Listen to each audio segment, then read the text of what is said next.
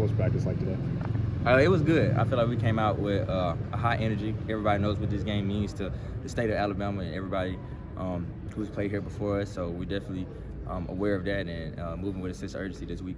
I know you kind of handled revenge last year, but is there an extra kind of chip on your shoulder heading back to Neyland after you had to experience that? Definitely. Last time we went there, we didn't come out on the right end of things. So that's definitely a thing that the players that were there is still aware of. We kind of asked Ryan this, but how would you kind of rank the Alabama rivalries and just growing up in the state? Just what were they to you growing up? Yeah, it's basically you with Alabama or you with nobody else.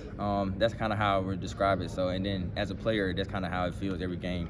Every game really feels like a rivalry game to us. But, you know, this one and the tradition behind it definitely means a lot. Your freshman year, you scored a touchdown against Tennessee, right? Yeah. In Knoxville. Just kind of, what do you remember about that game, and kind of what was that introduction to the rivalry like for you?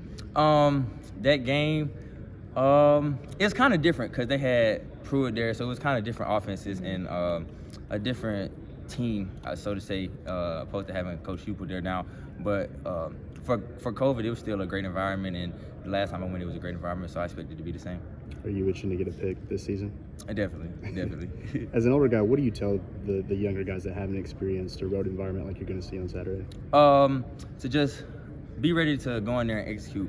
Don't let the external factors bother you. But as a competitor, you're supposed to love moments like this, going into a place where everybody hates you, nobody wants to see you win or walk out of there victorious, and you just have to thrive for that and expect it and go out there and execute it.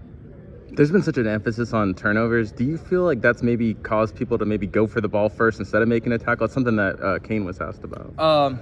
It all depends. Playing a game of football is all reactionary and fast tempo, and sometimes you take your shots, and sometimes you got to know when to take your shots and when not to take your shots. So I just think having a better situational awareness of maybe first guy make the tackle, second guy come in and punch, it would be more of an emphasis.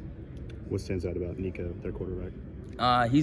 He's a great young quarterback. He does a great job of getting the ball to his playmakers, and he has a lot of velocity on the ball. He can throw the ball 70 yards through the air. I think he did that last week against Florida.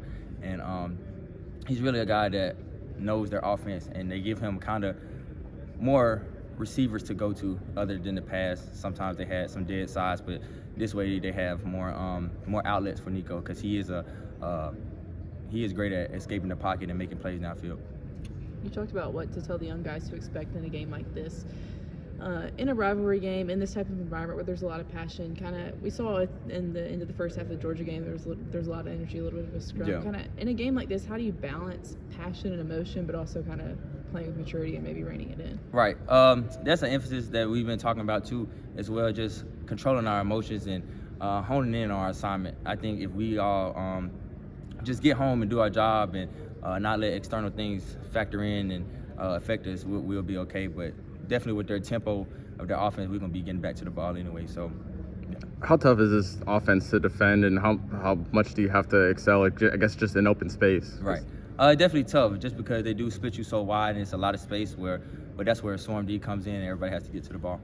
You had talked last week about getting the calls in quicker. Do you feel like that happened this past week in South Carolina? Did that work a little better? Yeah, it definitely worked a little better. That's one thing, like I said, we always try to do week in and week out, come in, try to refine, see what we can do better.